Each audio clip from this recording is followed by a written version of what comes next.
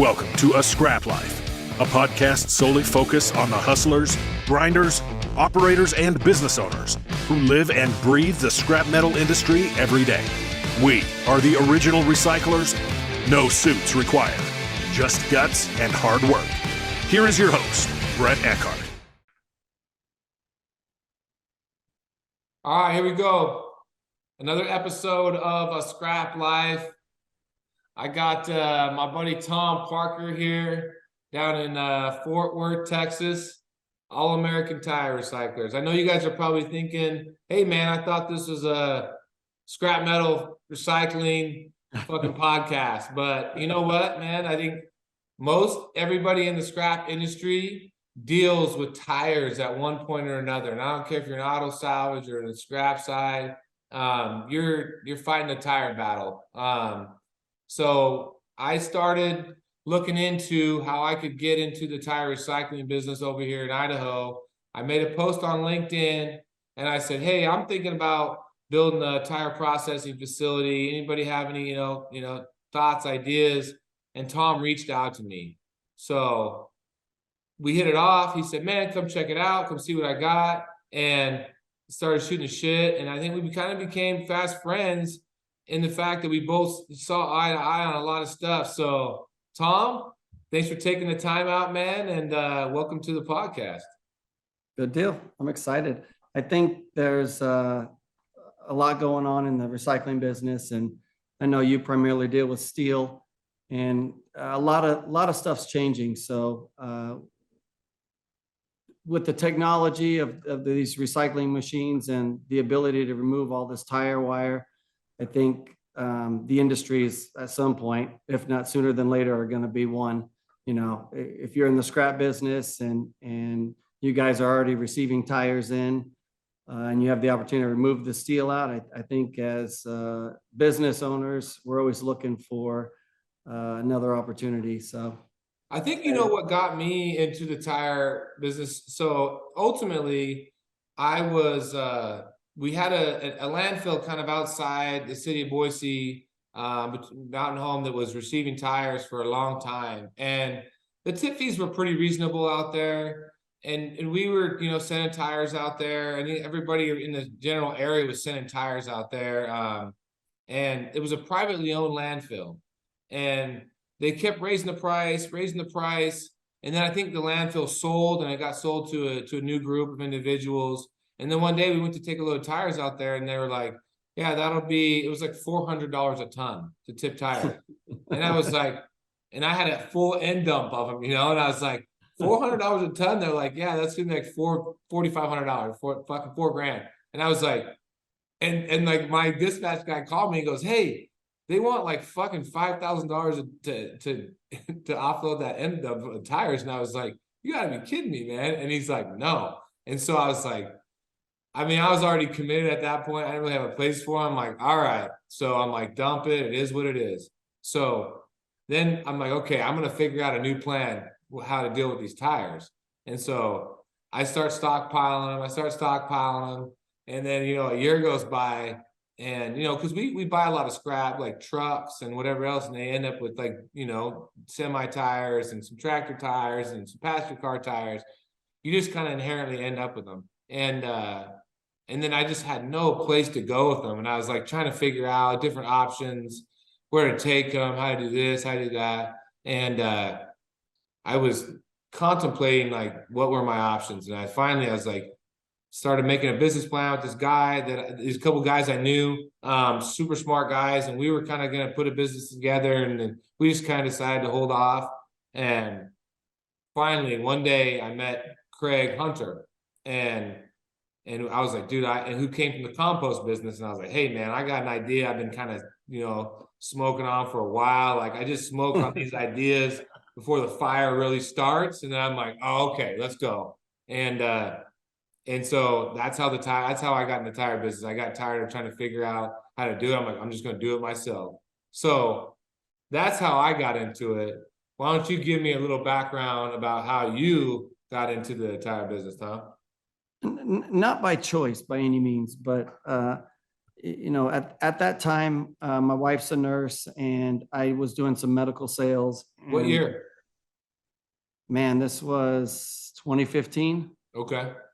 And it was just a rough time for sales, trying to find these medical sales jobs. And I had a buddy that had a mechanic shop, and I was sitting at home and looking for jobs, and he's asked if I could go help him in his mechanic shop. And I went out there and tried to help him kind of make his business a little more profitable, and seeing what we could do together to come up with some solutions to increase his revenue. But one of the issues he had, his place was just covered in tires.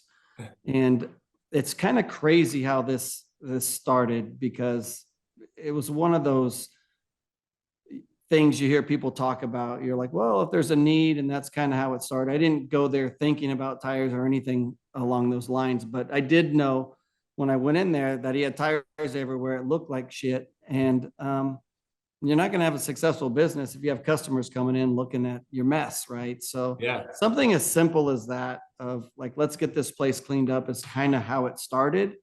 I just didn't know that when I started making phone calls, there wasn't really anybody around that would come pick up these tires. So I'm kind of like you. If I can't find someone to help me come up with a solution, I'll make one myself. So I found a place I could take him to. I got a box truck, and I loaded up, as many as I could put in this box truck, and it was only probably a quarter of the way full. And I figured, as long as I'm going to spend the gas money to drive all the way to the dump, at every tire shop I passed, I would stop and see if I could pick up tires. So as the story goes, I stopped at the first place, and I asked them if I could pick up tires, and they want to know how much. I told them $1, and the guy got so excited, he called 3 people over there, and they started loading as many in as they could. We got about 3/4 of the way full. I started driving a little more down the road. I'm thinking, man, this guy was too excited. Like, I didn't know where the market would be or anything, but I pulled over again and say, hey, do you have any extra tires I can take off your hands for you? He goes, how much? I said, $1.50. He was still pretty excited. So we loaded them up, and we're full. And that's kind of how we started. I delivered them. And then that night I went home to my wife, and I said, hey, I have a business idea. I'm going to sit down. I had already, as soon as I got home, I was running numbers. She was a nurse working 7 to 7. So I'm home around 5. I'm feeding the kids and got them taken care of, and just start running numbers and multiplying it, adding box trucks. And what if we did this? And that's kind of how it started initially. And when my wife got home, I said, well, what do you think about this tire thing? And, being with nursing backgrounds and medical sales, kind of got her input, and she goes, well, we'll bring in more revenue, more income than sitting at home with the kids. She look at you like my wife looks at me, like with her eyes crossed, like, what's next? Like, really? She was pretty or was she pretty open to it? No, she was open to it. And that's good. It's a big difference from when you take a little bitty box truck and throw in, 75 tires, to, our first box truck we ended up buying was 26 foot.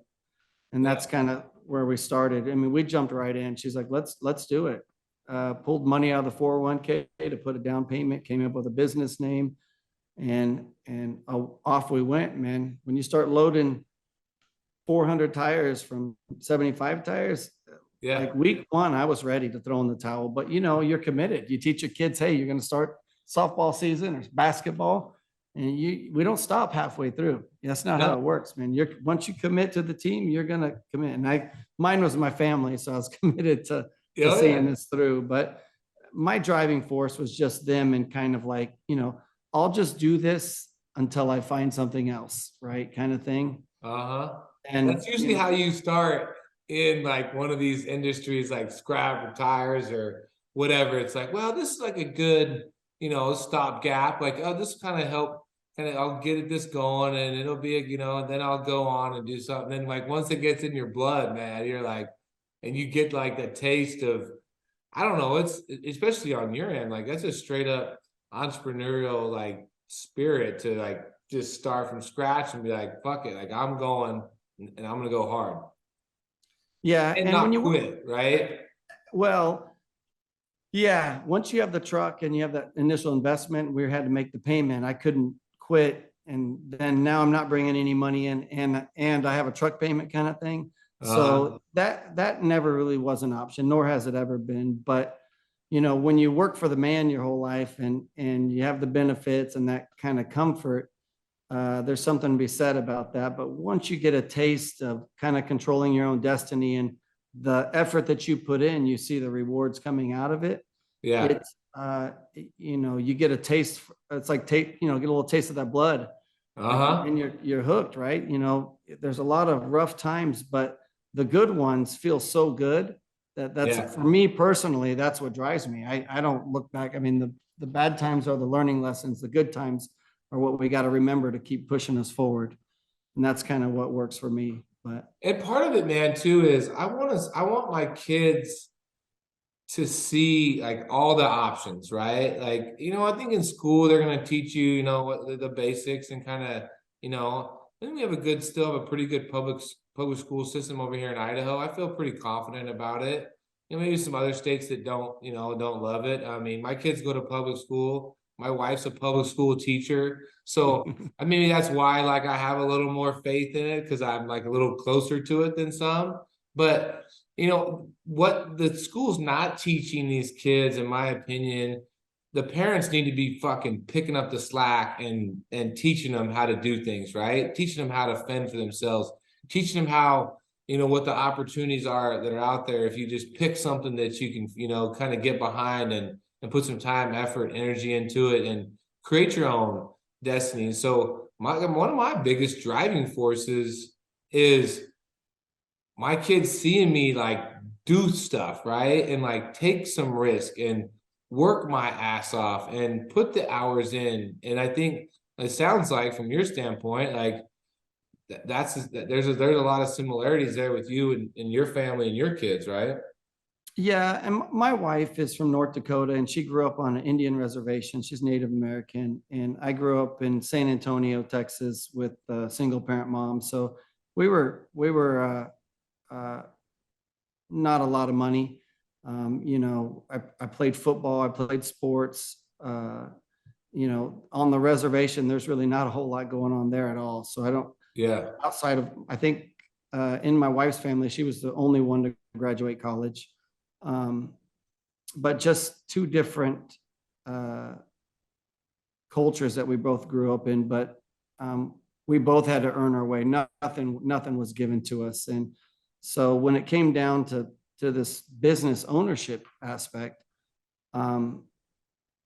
I didn't know how I was going to do it. It looked good on paper. It looked, you can always just write in the numbers. And if we get this and we do this, the outcome's going to be with this. But we're going on year 7, and I don't know that anything has ever gone as planned. But I will tell you the experience of getting to where we're at right now, you can't always foresee everything, but the experience has allowed me to kind of plan ahead. I guess the best analogy is, when you first have kids, Yeah. The kids start to walk, and then the parents have to, lift everything off the ground a little higher, and then they knock the first glass off the counter. I think in business, as you get more experience, there's always some good and bad ones, but you learn, and that's part of it. So now I can move the glass before my kid knocks it over. In terms of business, I can kind of foresee what's coming. But when we first started out, there was just one thing after another. Some of it which we've probably gone out of business or almost gone out of business at least 2 or 3 times. My The wife, experience that you're getting, you can't buy that experience like in a textbook. You can't buy that in college.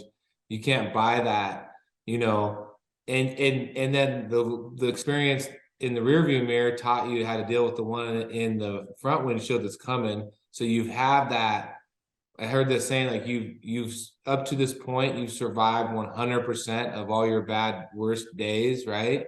So it's like you feel like you kind of build like a callousness to those experiences of almost going out of business or whatever that feels like or looks like, to where it's like, you know, the shell on your back gets another layer, right? And you're like, okay, and what you're alluding to is just that experience alone in the past and building it from scratch is kind of giving you I say it kind of gives you the willingness, or it gives me the like confidence that I'm like, fuck it, like I'm gonna try, like I'm gonna go hard and at this or this, because I feel like I've survived that. I could probably survive the next one, right? Yeah, it's funny when we've had something catastrophic. It can be anything from a trailer falling on the ground, or we had an end dump that flipped over on its side. And I think the end dump, when it flipped over, I think I cried a little bit. And it's just, it initially, when we first had stuff, you know, you're like, man, we've worked so hard for these small wins. And when something catastrophic, well, not catastrophic, but something big happens like that, my first instinct used to just be upset and just kind of work through it. And, you know, and then it would take a day or so to recover, like to mentally get back to where I need to be. And now it's so funny. This is probably about a year ago, whatever. We had something where one of the trailers slid off. It was one of our new walk-in floors, and it hit the ground and broke the landing gear and flipped on its side. And I came in, and my manager at the time thought I was going to flip out. And, you know, those days are past. Now it's like, okay, here's the issue. Thank God no one was hurt, obviously. And let's get it fixed and come up with a plan so this doesn't ever happen again. And, you know, our safety book and all we were looking at all the docs in our computer today. And I was looking at some of these manuals and stuff that we've come up with over the years. It's just been crazy when you start from nothing. Everything's coming. Is like, it's almost fun. It's kind of looking at like an old photo album, like to look back at like how you used to have your hair when you're 13, you know, you're like, how did I think that was cool? Or what, you know what I mean? It's like, I kind of liken it to that, where if you look back at your old safety manuals or your old like business plans, or like your pictures of when you started doing something, you thought that was like the shit, like that was the way to do it, you know? And then you look back and you're like, oh man, I had a lot still to learn, you know? But like, that's some of the most fun things about building a business. And to your point, man, I watched my grandfather, you know, I think he died like early 70s, 3 heart attacks, smoked cigarettes like a chimney. But the stress, I think the stress of, you know, him starting businesses and trying to grow and family. And I think as bad as smoking cigarettes is for you, I genuinely think that the stress, if you allow it to eat you up, is far worse than, you know, smoking cigarettes or whatever. And if you got that callousness, if you can establish that early, and you can establish that, like, hey, shit's gonna happen, as long as it doesn't, you know, put the business out of business, I can work my way through it. It's not ideal. It wasn't on the pro forma, it wasn't on the business plan that way. But if you can find a way to work through that stuff, it mentally, and not allow it to get you too down physically or screw with you, man, I think you got a real fighting chance. Any industry, whether it's scrap, tires, fucking, you know, bakery, whatever it is. Like, I think you have to be able to figure out how to deal with that. Yeah, and it's the journey's been pretty amazing. You know, we started with just, you know, the box truck, and that's my next. That's where I'm gonna go. Box truck to give me the evolution, like, because I saw the pictures in your office, and it's so cool. So we started. kind of walk you through these are kind of fun stories too. So we started with a box truck, and the place we were taking, there was only two people shredding tires at the time in our area. One was the nationwide Goliath guy that is in every state, and then the local guy. And while we were there unloading, and by the way, my wife would work weekends, and we would load tires Monday through Friday until we grew the business where we could hire two people to do it. So while we were unloading our tires, we saw a semi truck go by. And I asked the guy, I said, what's that semi truck doing? Oh, those are for really big customers. They fill the semi truck, and then we have a driver go out and pick it up and bring it back. So, I couldn't unload the truck fast enough. I'm like, honey, I got to go home and do the math because I'm so tired of loading this. So I went home, and man, I was so excited. That thing holds 1,000 tires, and we're running around with two people. Anyways, I did the math, and it was so much better to do the semi thing. So next thing you know, my wife and I are studying the book, and both, actually, I'm embarrassed to say this, but she got her CDL before me. She got her CDL license. We got money for a semi truck, and we started buying trailers, and we just started rolling in. So now we have over 120 trailers. And we were just still taking our scrap to this guy. Well, the Big Bear that was basically the biggest game in town, came in and bought the only place that we really had to take the small business was bought out. Okay. So overnight, this is the first time I thought we were going to go out of business. Overnight, they doubled our price basically to try to squeeze us out of the game. Yeah. That's where you have one of those, what do I do? Well, giving up's not an option. I didn't really know how to proceed after this, but at that time, I think we were doing around 2,000 tires a day. And I found a place to take some whole tires, and we were going to be breaking even for a little bit. And I found you can appreciate this, a aluminum can shredder. It looks like a normal tire shredder, probably the same shredders you guys use. Yeah, I know. And but it was made for aluminum cans, and it sits probably about 4 feet off the ground. And it came out of Chicago. It's probably 40 years old or something. Little 20 horsepower motors. And I asked the guy if he thought it would do a tire. He goes, "Oh yeah, it'll shred tires." So my option was go out of business or start with an aluminum can shredder. So that's what we did. We got aluminum can shredder and put it right. I learned how to weld, and not probably very well, but anyways, we made it work. And it would do one tire at a time, and we would do 2,000 tires a day. We would shred our tires, and we took them to the landfill, and that saved us, saved the business at that time. How many tires could you shred in a 10-hour day?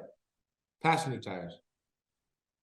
It would do about 2,000, and we had to stand on top of the shredder and one tire, one by one, let them fall in and go through, and it would fall into that end dump that I told you that flipped over earlier, into that end dump that we ended up leasing. But that little can shredder would shred 2,000 tires a day. One by one at a time. Yeah. And then in order to feed the tires into it, I found some old post office belts that were made for the post office system.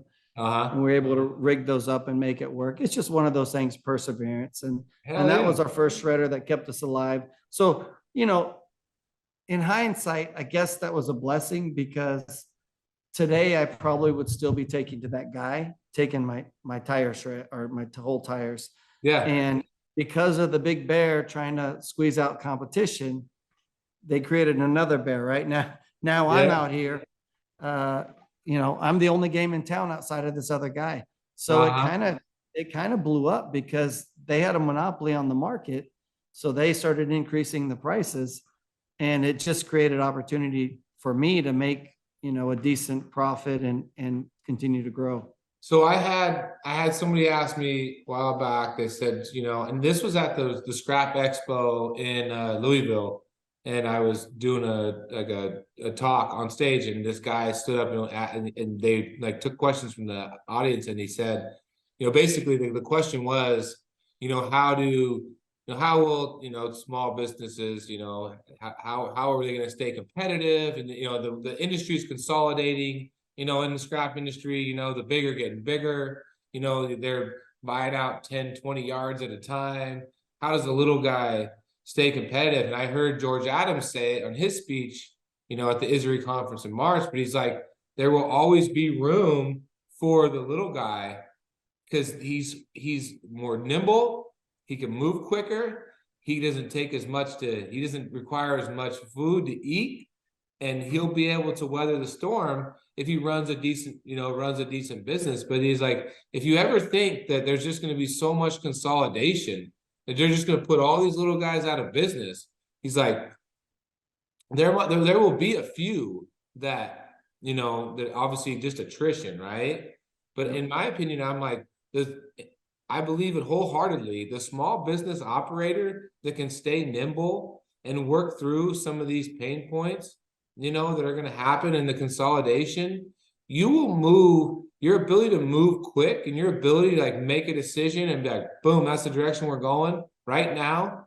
You will always be competitive. And then if you can find a way to scale it while you're doing it, which is exactly what you did, is you found a way to scale while still staying nimble enough to compete with the big bear in the room, saying, okay, like you're going to be bigger than me. You might be able to, lower your tip fees cheaper than me for a while. But as soon as I get the ability to get to a certain size and compete on that end, now I've taken away your biggest strategic advantage, which is price, because I'm going to take care of every single customer like they're my best friend. And you can't do that, nor will you, or you don't have that, maybe the motivation or the capability. So now I've got customer service that I'm winning at, and I've willed myself to get big enough to be competitive on the price or the tip fee or whatever. And then it's fucking game on. Like you just motivated or created, a real competitor. Yep. And, I think there has always been customers as we've been growing. There's always been, and I'll throw a name out there. There's a Southern Tire Mart that's in our area. I'm sure they're all over the South. And there's high volume customers there. And I know that there's some people that are very ambitious and they're like, I want that guy because he's high volume. And as a business owner, you got to know when your time is, when you can handle them. So you don't, you don't want to overpromise and underdeliver, number one. Number two, I find one thing that we've never, ever done. When I started off, I would go to people and there were guys out there that said, oh, Bob picks it up for $1. Oh, Billy picks it up for 95 cents. And I've never been there. We started off at $1.25. Once I figured out the market, we jumped up to $1.75. But the moral of the story is there's lots of stuff that you can't foresee. Yeah. And I think people get lazy and it's easy to go out and, pick it up for $1. You'll get everybody. I had a sales guy I hired. Yeah. This is not too long ago. And he went out, he's like, I picked up 5 accounts. I said, well, how much did you pick them up? I mean, well, that's congratulations. Yeah. Well, how much are we charging? He goes, $1. I said, well, you didn't sell anything. I could have sat behind the desk and made some phone calls, that's not selling. I think as small business people, maybe we get tired or that we lose some drive, but people think that you got to get in this bidding war. I don't care if the bear or my competitor down the street now picks them up for $1. It's just not my business model. I'm going to continue to find those customers. It takes a little more work that want the service, want, someone that's going to show up and count the tires, and the count's going to be the right count. We're not going to add on some make-believe tires that we're going to charge you for that we're not actually picking up. We operate with integrity and a service level that is, you can call me and I'll be there tomorrow. Yeah. But you're not going to call me and I'll be there tomorrow for $1. It's just one of those things. That's how you win. I mean, that's how small business competes with the conglomerates. Like, and I tell people, like, you can't be the cheapest or in our price, and say on the scrap side, the highest price and have customer service. Like, I'm like, you see all the roll-offs and the trucks and everything else, like it all costs money, not to mention all the individuals we have driving and operating on the back end, like that all costs money. And I'm going to pay our people well. I'm going to have nice equipment. That costs even more. But one thing you can't beat me at is customer service. You beat me on price. I mean, shit, you're gonna have a higher price than me, or you're gonna have a lower price than me on your end. But at the end of the day, if you can beat me on service, then and on price, then you got something figured out that I don't, because but the key is, and I think going back to it realistically, is if you can get the volume to then ratchet up, on the commodity side, you can get a certain amount of volume, and now you can compete on both because you've already established with internally what your expectations are for your people with their customers, right? I've established that, and I said, I'm not in the scrap business. I'm not in the trucking business. I'm not in the pipe business. I'm in the customer service business. And then whatever comes along with it, if I win on that business, on the customer service side, the rest of them, I'll figure it out. It might take me a little more time, but I'll figure out the business side of pipe or of scrap. But once I know the customer service, I know what that's going to take. And I think that's like even in your situation, I mean, that you're basically laying the same foundation, saying, I'll get there size wise, but I'm going to beat you all day and twice on Sunday on the customer service side. Yeah. The other thing too, when you have a wife who has been in nursing for a while, she was tired. She was tired of, when can I quit my job? When can I quit my job? And the other thing, as a small business, especially in our market, it was just, and this may be the same thing for you and your family as well, but I was telling her, like, do you want to struggle for a to quit your job today and struggle, or continue to see if you could work another year, and we can just take the money that the business is making and roll it back in to grow. And the same thing, even today, we still pay ourselves a salary. And, we've gotten here because when we had the opportunity to go buy a fancy car or go buy, a bigger house or do those things, our first priority is to put it back in the business and make our business better, make our employees better. And even to this day, we still push that. We don't go back and look at the easy way, like, $1 a tire. Oh, well, let's just charge $5 a tire and we can get better benefits for the employees. It's what can we do better? Can we pull the steel out of the rubber? Can we buy a new piece of equipment to make more revenue instead of landfilling on the back end? I still have plans even today for next year and the year after that on how we're going to create additional revenue, not by increasing the prices to the customers, but what can we do on the back end with the product we're receiving? Can we make a different product? Can we do chrome rubber? Can we do tire derived fuel? Can we, be more efficient here? Can we be more cost efficient on this side? And then I can basically keep my pricing where it needs to be and be able to extract more revenue on the backside. Yep. Nice. So I heard you tell me this the other day, and I've been to your facility, and because I went and visited here, probably 2 months ago now, it feels like. And you run a tight operation. It's clean. It's done the right way. And just like you said, and I think you probably got that, like you said, when you went to your buddy's, you probably already had that built into you. You went to your buddy's place, his mechanic shop, and you're like, dude, let's clean this place up. Like, let's get it like the way it should be. Because I kind of feel like that's how I am. And I get that from my dad. My dad is probably even more anal about cleanliness than I am.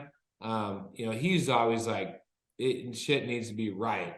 I mean, I think he'd wash those semi trucks every day if he could, but I mean, and just everything was swept and tidy, and I've tried to carry on that tradition because that's just the way he taught me. But that's one thing I do appreciate about your facility. But you were telling me here the other day that you was it the first company in the Dallas area to produce TDF? So we are in North Texas to do the TDF stuff. There was some companies doing like a 3-inch chip. That's where the steel is still in there. And those are the guys that got bought out.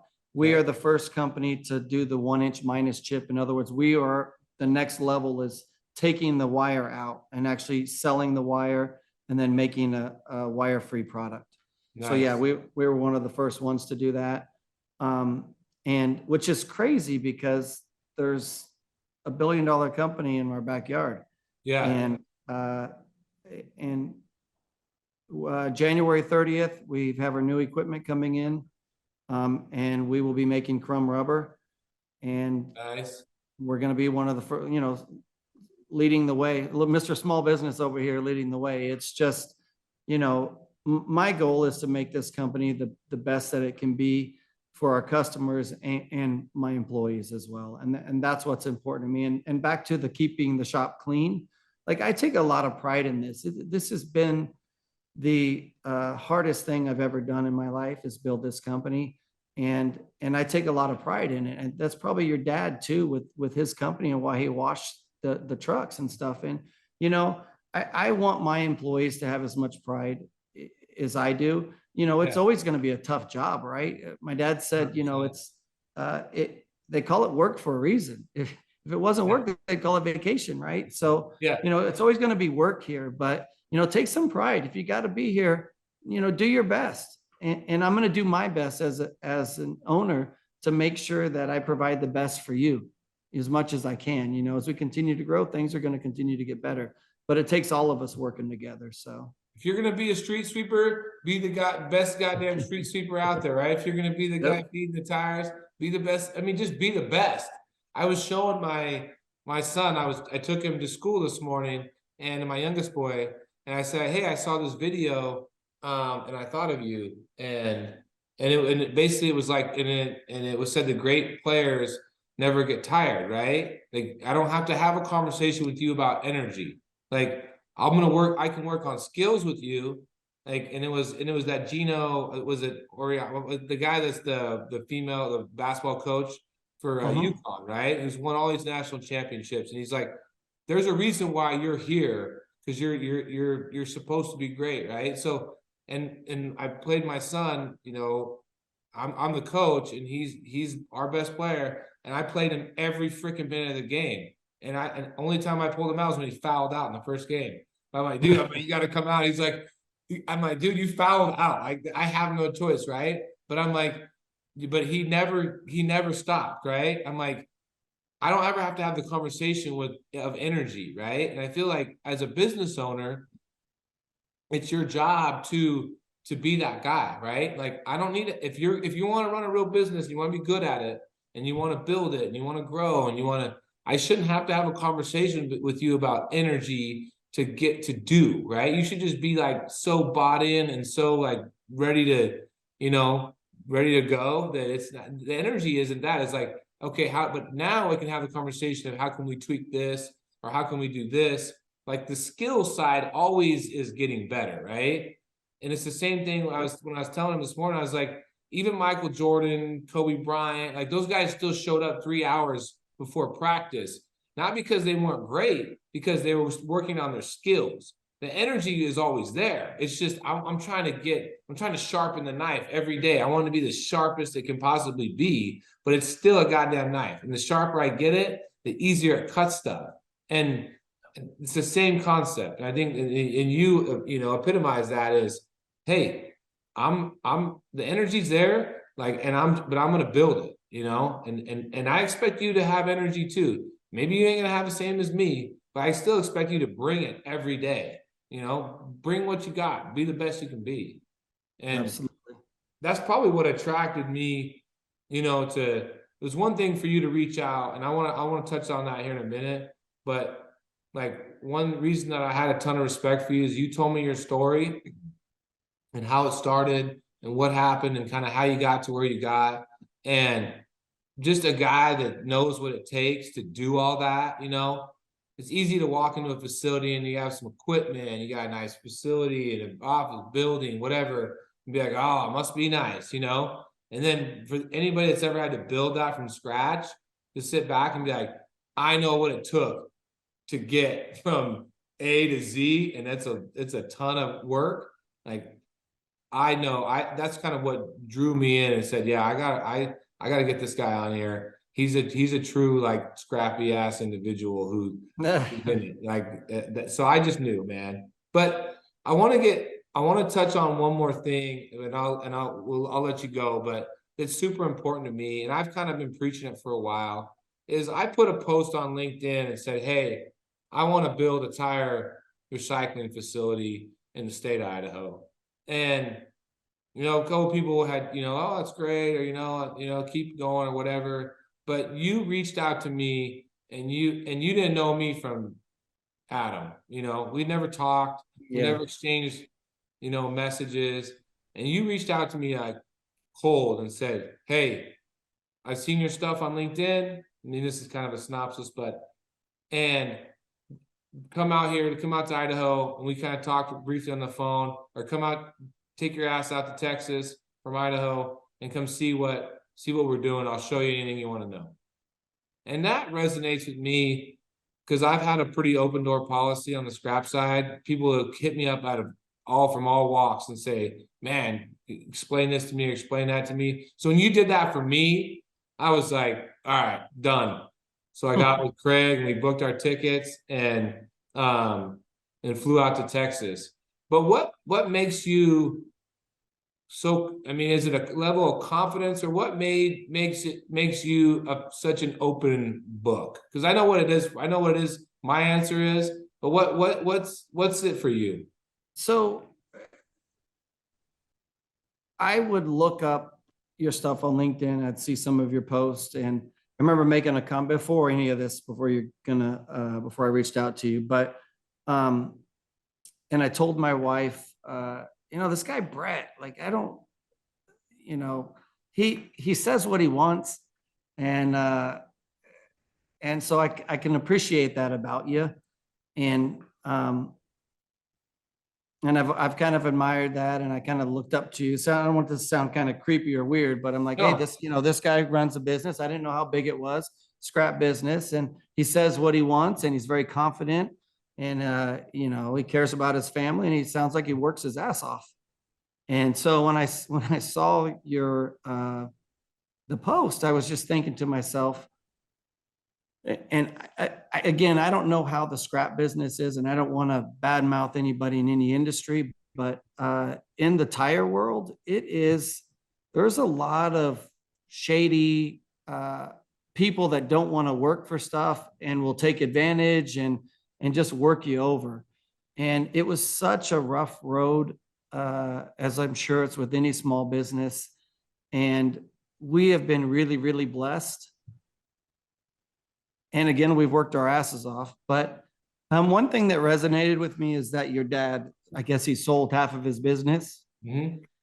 Yeah. So when I saw the story about your dad, giving up half his business, it resonates with me, because it's just when you work so hard for something and you're in a rough spot, and you ask someone for help, and the help that you get is going to cost up half of your company, that's a tough pill to swallow. But, when it comes down to your family and keeping your business going, you'll do anything, even if it means giving up half of it to get you to the next step. Right. So when I saw that from you, I'm like, let me help this guy. It doesn't cost me anything. Maybe I can help him avoid a mistake or a bad decision as he's trying to grow his business and take it to the next level. So that's why I reached out to you. And I just wouldn't want anybody to, take advantage of someone that's trying to better themselves and better their employees and their family and go somewhere. So, that's why I kind of went out of my way to reach out to you. I didn't really know if you had 1 employee or 50 employees or the size of your business. I just saw someone in need, and that's always been my nature, to go out and help people. So, well, that's why I reached out to you. I think that for me, like when you said that, like that's in your nature. Like that's not inherent. Like you didn't. I think that's always been in you. Like you're a helper. You're someone that wants to see other people be successful. And that's probably why I'm so drawn to you, and we've created, you know, a pretty fast friendship. Is there's no revenue being exchanged between us. Like, at the end of the day, like, you know, nothing's, I'm not buying or selling anything from you. You're not brokering shit Yeah. from me. And when you meet, like, I think I've said this before, like, I'm not that fucking smart. There's not a lot about me. I'm not a great equipment operator. I can't fucking weld. I'm not a good truck driver. I go on list on and on about stuff I'm not good at. But one thing I will say, like, is my strong suit is I'm good, like, people reader, right? I'm not saying I haven't been fooled, because I have, but more times than not, I'll put my fucking, you know, my people radar up against most people and say I can read people fairly quick. And I feel like and I'm not saying that it's every time. Maybe it takes me a few conversations, but I feel like I got a feel for when someone's in it for the right reasons. And when I get that feeling, I get that vibe, and I'm like, I need to put myself around that person, because you are who you surround yourself by. You know, I do this podcast, I do what I do because I want to attract the right kind of people around me that make me a better person, right? So, like, take the fucking scrap out of it. It is what it is. But I only want to be around people that make me a better person. Because without that, like, it is what it is. But if you make me a better operator at my business, but you're just a greasy fucking slimeball guy who's doing it the wrong way, like, that doesn't make, like, that's not how I want to build the business. So I don't even really have that in common, right? But if you're like, hey man, like, this is what I think this could work for you. Try this, look at this, here's all the options or whatever. But if you're just a good human, then people recognize that, and I think they reciprocate. And you know, I've always been like, there are people out there that are just slime balls, and they're going to take advantage of every situation. They're born to be crooks, man. Like, it's in their DNA, and you can't cheat DNA. But there's also people out there that, man, they're just good humans. And I've always, like, made it a point, like, I'm going to put myself around those people and then let the chips fall where they may. Like, I don't need to be rich. I don't need to be Elon Musk. I'm good. I want to be successful, and I'm here to win. And I'm going to go as fucking hard as I can for as long as I can. But while I'm doing it, I'm A, going to enjoy it, and B, I'm going to do it with people I want to do it with, right? And be around, because they're going to level me up. Kind of like our conversation earlier before this podcast was, do you want to put yourself with people that level you up the next level, or do you want to still play junior varsity, right? Like, there's a very different skill set and a very different speed of the game at the varsity level than there is at JV, right? So I'm trying to I want to play varsity, or I want to play college, or NF, whatever that is. Like, I want to get to the next level. I want to see what that game speed looks like. And you start putting yourself in those situations and around those types of people, and then I think that's how you have success. So that's how I look at it. And so when you and I met and you reached out to me, and I think that's why we're having this podcast today, because I was like, dude, like, the people in the scrap industry, you know, there's a tire component to it, but the reality of it is, scrap life or what, I just want to deal with scrappy individuals that are fucking go-getters, and there is, you know, a pretty big scrap component to doing what you do. And I mean, I don't know how many hundreds of ton of steel you're selling every month, but it's nothing to shake a stick at. You're in the scrap business as much as anybody, right? So the steel prices really affect, you know, or can affect you, right? So, you know, that's why I wanted to do this podcast, and I'm going to end on that note. But the biggest thing I want people to know is, you know, the recycling industry is real, and it's coming.